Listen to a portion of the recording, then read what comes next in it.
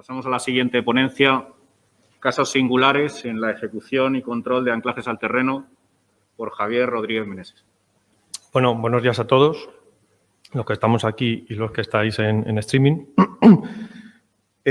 Como veis ahí, he titulado la exposición que voy a desarrollar Casos singulares en la ejecución y control de anclajes al terreno. ¿Por qué? Bueno, yo creo que a lo largo de las jornadas ya hemos visto que en España llevamos del orden de más de 20 años, ¿no? La primera normativa salió hace 20 años, llevamos más de 20 años.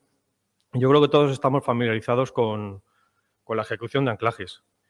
Sí es cierto que en el día a día no todos los proyectos que hay de anclajes aparecen ciertos detalles, particularidades, que tienen cierto protagonismo en obras no habituales. Entonces, la idea es centrarnos en casos prácticos que han ocurrido o que hemos desarrollado en los últimos años y, sin más, paso a definiros cuáles son. Os voy a hablar de una obra que hicimos fuera de España, en Panamá, en la que hicimos anclajes de 60 metros. Se fabricaron los anclajes a pie de obra, cosa que no es habitual. Todos tenemos, yo creo, la idea de que compramos los anclajes en taller y quizá nos olvidamos de que se pueden fabricar en obra. Os voy a hablar de otro proyecto en Barcelona, donde os voy a contar el efecto de la caída estática sobre el bulbo del anclaje. Y dos cositas más en Málaga. Una de ellas es cómo afecta la alta longitud libre en las altas deformaciones que supone en los ensayos de carga de los anclajes. Y luego otra cuestión de cómo hay que analizar el procedimiento constructivo de un anclaje en el análisis de incidencias posteriores que suelen suceder. Este proyecto es Panamá. Aquí veis, esto era un estribo de un puente, un famoso puente en Panamá. Pues como podéis ver, la contención del estribo del puente era con una pantalla de pilotes, bueno, una pantalla de pilotes que iba empotrada en roca sana y al mismo tiempo, para hacer la contención de ese estribo, se diseñó un muro ascendente con diferentes niveles de anclajes y esos anclajes, al igual que los pilotes, iban empotrados en roca sana, que aproximadamente está en la cota 62. Aquí, en esta diapositiva, veis un poco, aunque no se ve muy bien, pero no he encontrado otra, veis un poco la caracterización geotécnica, que hay un relleno, hay coluviales, arenas, gravas, bolos, otro relleno, roca meteorizada y roca sana.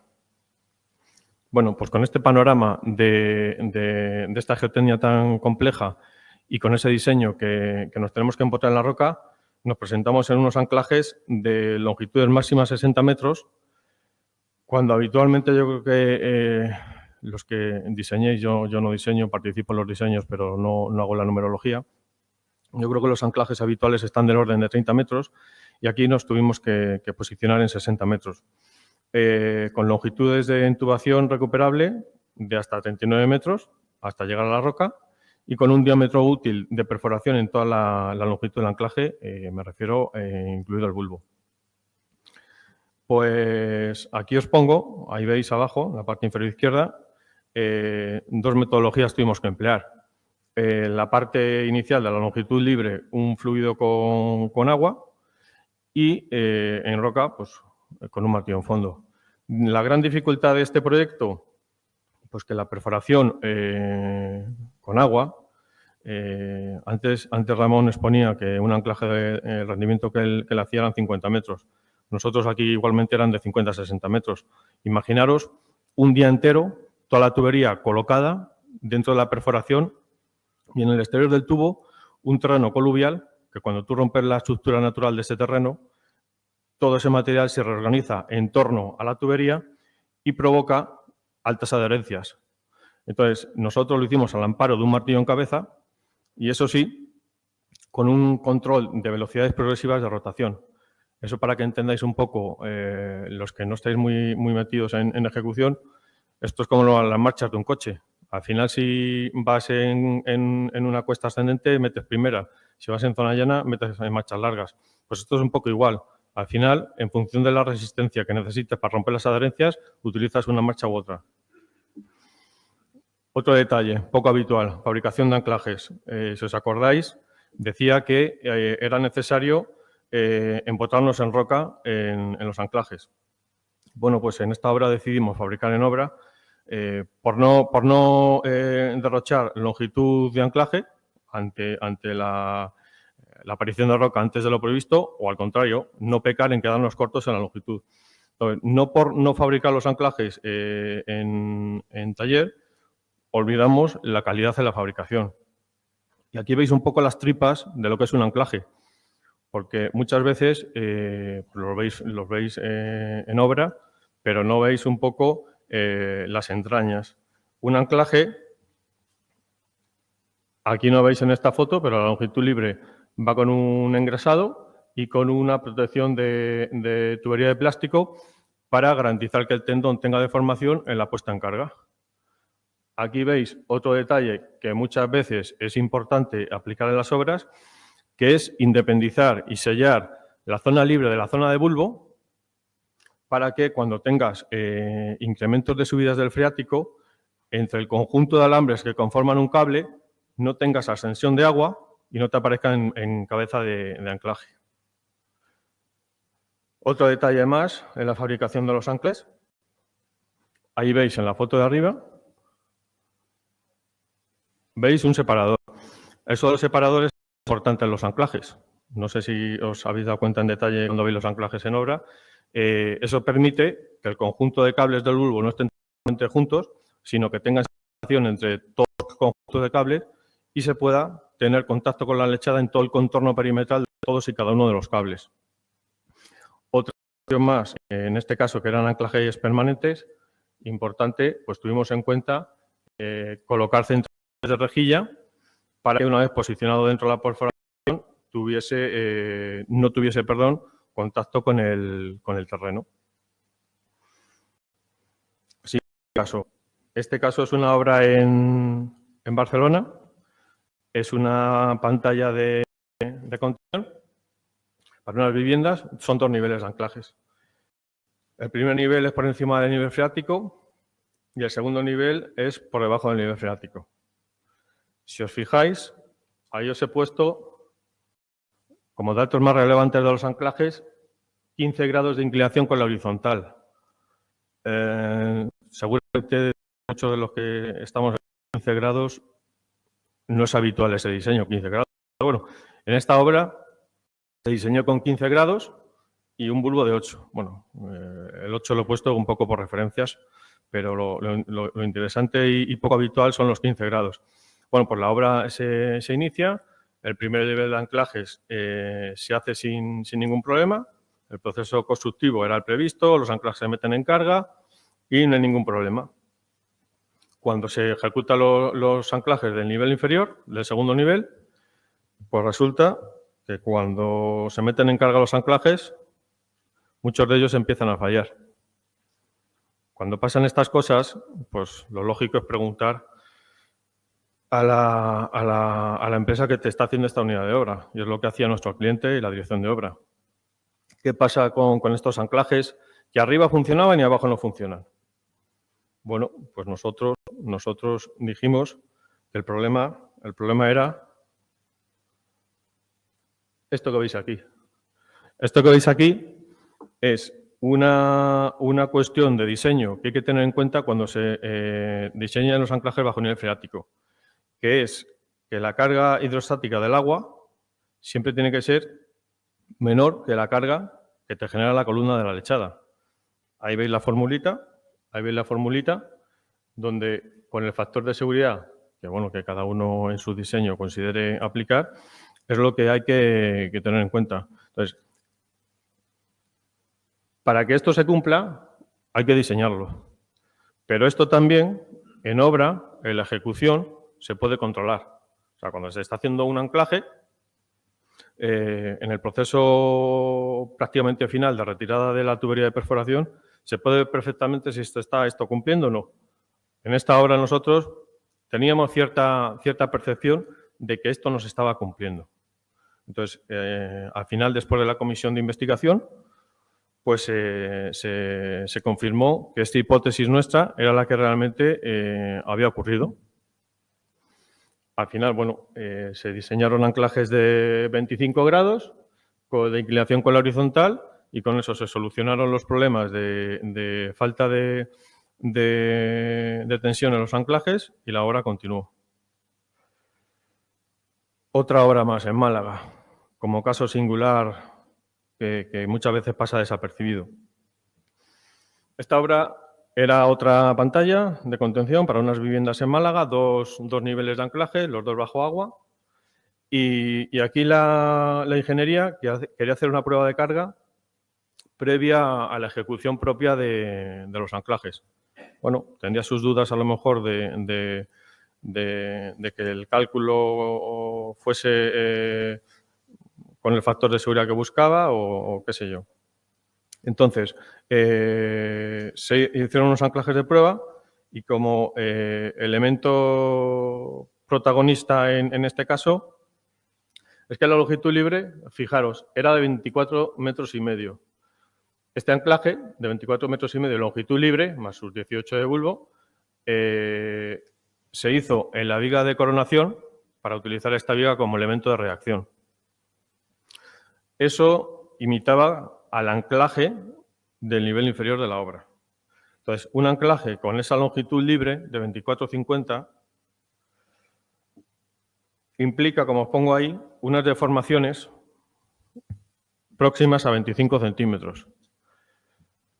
25 centímetros es aproximadamente la longitud que tiene de recorrido de émbolo un gato de tensado que podamos encontrar en cualquier casa de fabricación de anclajes o propio que podamos tener. Si además tenemos en cuenta que para que el anclaje entre en carga se necesita cierto recorrido del émbolo para que coja los cables, se corre el riesgo de que cuando estemos en el último ciclo de carga, pues que nos quedemos sin émbolo. Entonces, habitualmente lo que se suele hacer es hacer un proceso de acuñado intermedio, o bien con la propia cabeza del anclaje, o bien colocando dos gatos en serie. Esta mañana vi por ahí, no me acuerdo quién puso, una imagen de dos gatos en serie. La cuestión de estas dos formas de aplicar un acuñado en cabeza o utilizar los dos gatos en serie es la falta de precisión que te da esos dos sistemas, porque siempre en el momento de transferencia de tu gato principal, vamos a decir, bien sea con la cabeza de cuñas o bien el dos conjuntos de gatos, en el momento de la transferencia de ese gato a tu clavado, siempre se corre el riesgo de que tengas una pérdida de la referencia inicial en las deformaciones acumuladas a origen.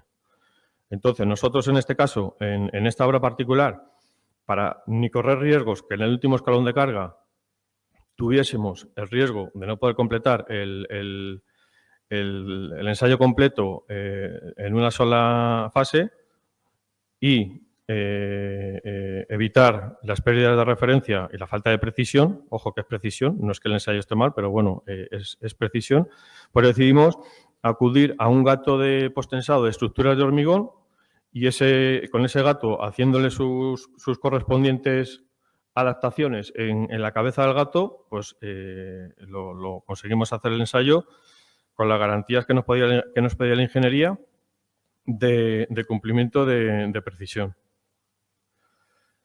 El último caso también en Málaga. Esto es otra obra de dos niveles de anclajes, ambos niveles bajo nivel freático.